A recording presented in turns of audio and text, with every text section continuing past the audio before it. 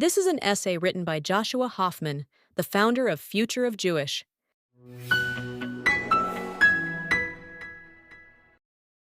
A few weeks ago, I was in the United States, playing tennis with a friend at a public park.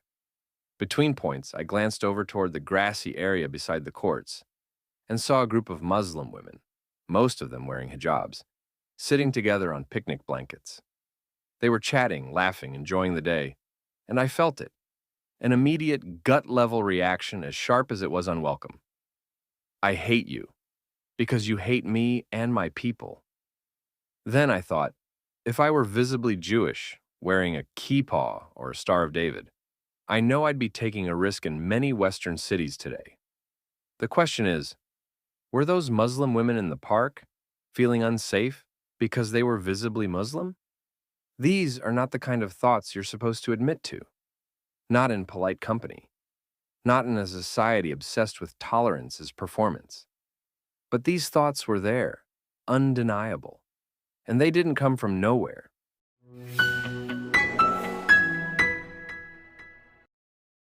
When I was growing up in Los Angeles, Muslims were nowhere near the radar of Jewish life.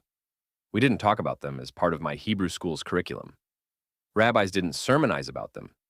Jewish summer camps made no mention of them. We had our own holidays, our own history, our own culture.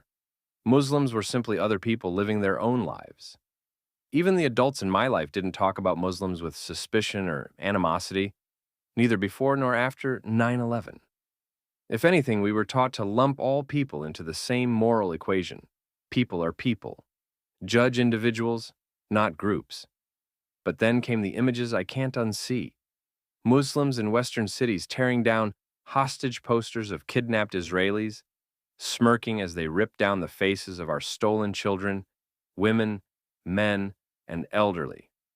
Muslims marching openly under the flags of Hamas and Hezbollah, terrorist organizations whose charters explicitly call for the annihilation of Jews, while chanting, "Globalize the Intifada," a purely anti-Jewish genocidal chant, on the streets of the very countries that gave them the unprecedented right of free speech. Muslims screaming, "Death to the Jews," and "From the river to the sea." In the centers of Western capitals, their voices amplified not by a few fringe extremists, but by masses. Muslims attacking Jews, verbally, physically, on sidewalks, in schools, outside synagogues. Muslim doctors and nurses in Western countries broadcasting online that they would eagerly refuse to treat Jewish patients, as if their professional oath meant nothing when it came to us.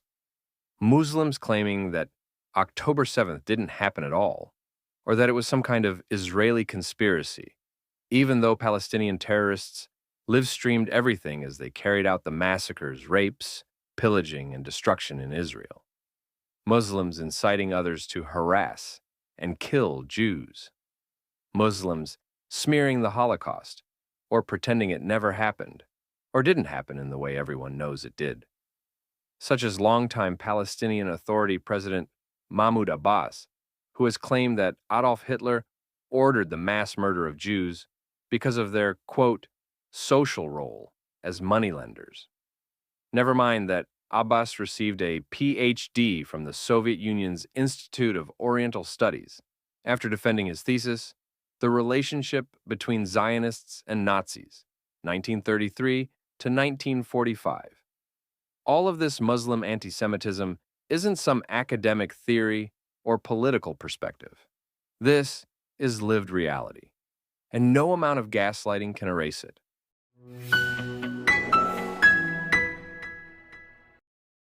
The word Islamophobia has been twisted into meaning irrational hatred of Muslims. But fear and hatred aren't always irrational.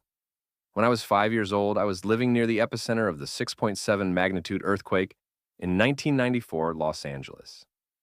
For years after, the slightest tremor made my chest tighten and my hands sweat. Was that irrational? Or was it the human brain learning from danger? If someone is attacked by a dog, we don't shame them for being wary around dogs. If someone gets food poisoning from sushi, we don't tell them to eat more raw fish to prove they're open-minded. We understand the cause and effect nature of fear. Why then is it irrational To develop a fear of a group when significant numbers of its members are openly hostile toward your people. And for all the conspiracy theories that Muslims spread about Jews supposedly running the world, or some variation of that, why is it that Muslims now make up a quarter of the world's population and control roughly a quarter of the world's countries? If global domination were really the game, the scoreboard suggests that those spreading these rumors about Jews might just be the guilty ones.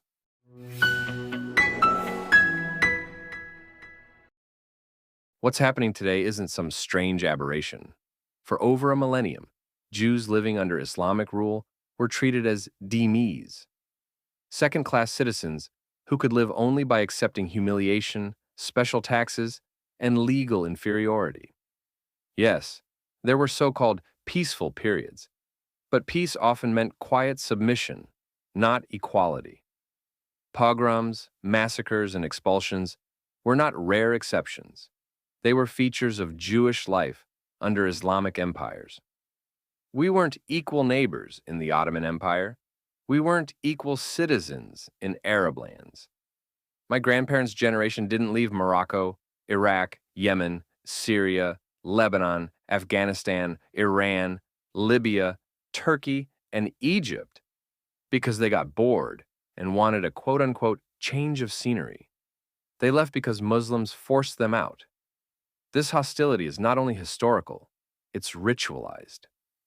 In so-called pro-Palestinian marches around the world, we hear Muslims chant, Khaybar, Khaybar, Ya Yahud, Jaish Muhammad Sayyud.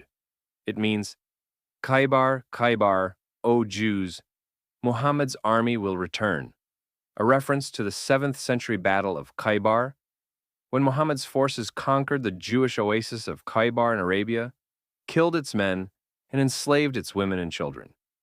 The chant is not subtle, it's a threat. It's a promise of repetition. And it's not whispered in some fringe corner of the internet.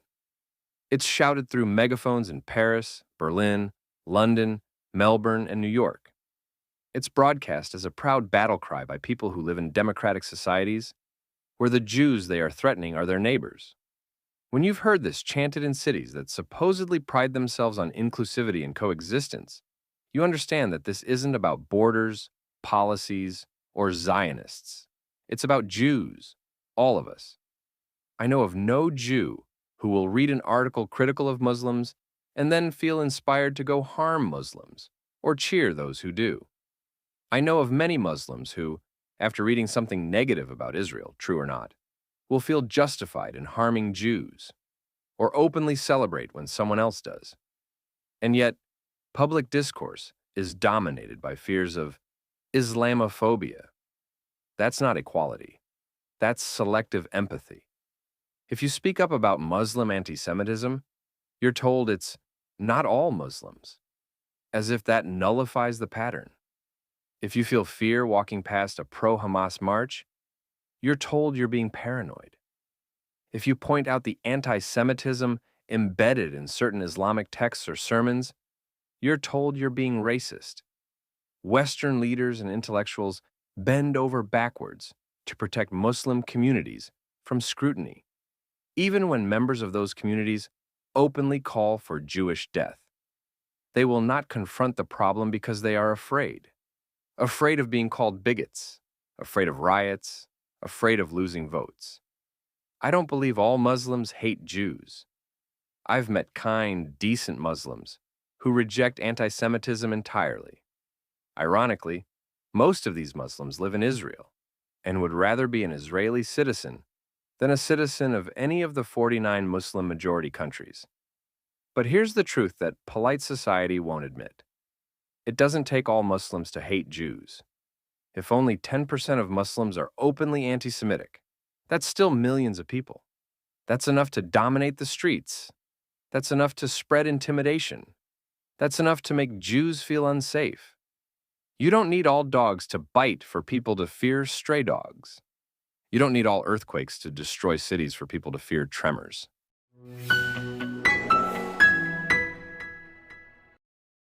In Western societies today, more and more Muslims are presenting an unspoken proposition to the public. It's either us or the Jews. They frame it in political language, such as quote-unquote, solidarity with Palestine or standing against genocide. But beneath the slogans is a tribal demand. Choose a side. And because Muslims now outnumber Jews by a huge margin in many Western countries, they know that pure numbers give them leverage. Politicians count votes, media outlets count clicks, universities count enrollment and tuition. If you're a Western leader or institution, it's easier and safer to appease the larger group, even if it means throwing the smaller one under the bus. That's the manipulation. The pressure isn't about justice, it's about intimidation. It's about making the choice feel inevitable. Side with us, or we'll brand you as an enemy too. Fine. If they want to turn this into an us versus them game, then let's actually examine who's brought more value to Western societies.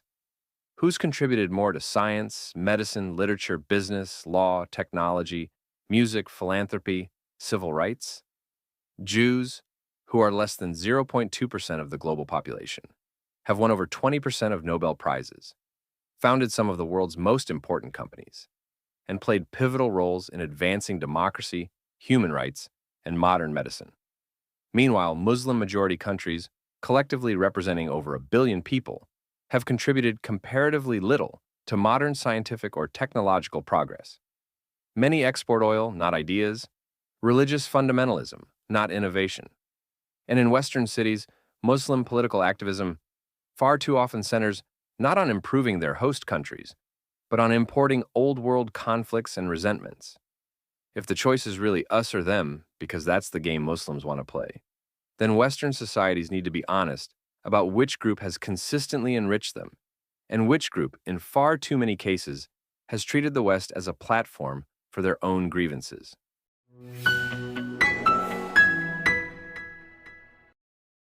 Here are a few facts.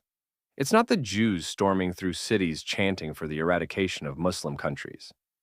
It's not the Jews attacking mosques or Muslim-owned businesses.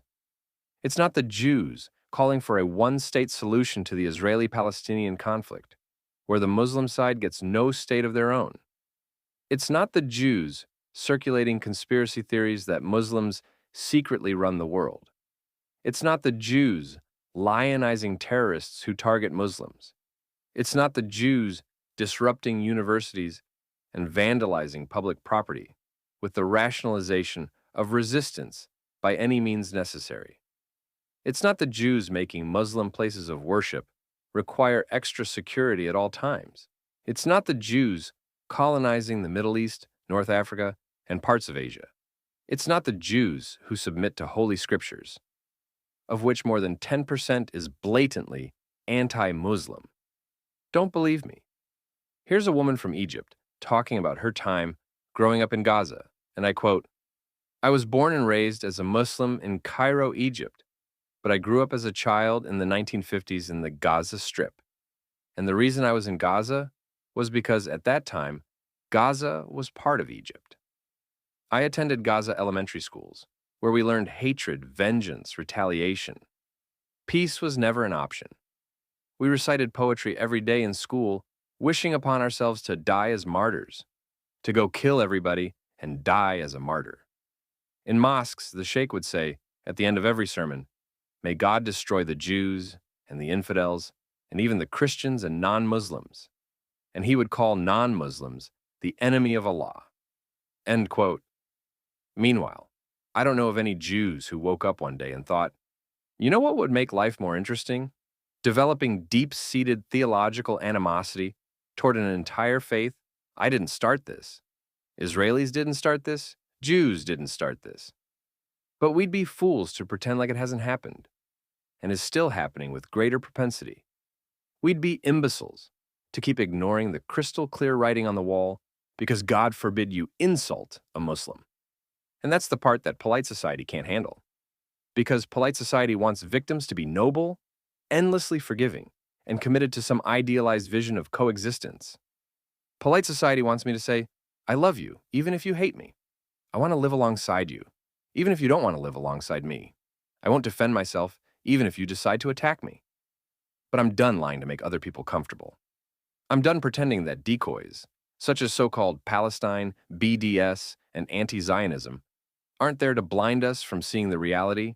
Too many Muslims today are modern-day Nazis. And if you're Jewish, know this. Our fear and anger are not irrational. They're survival instincts.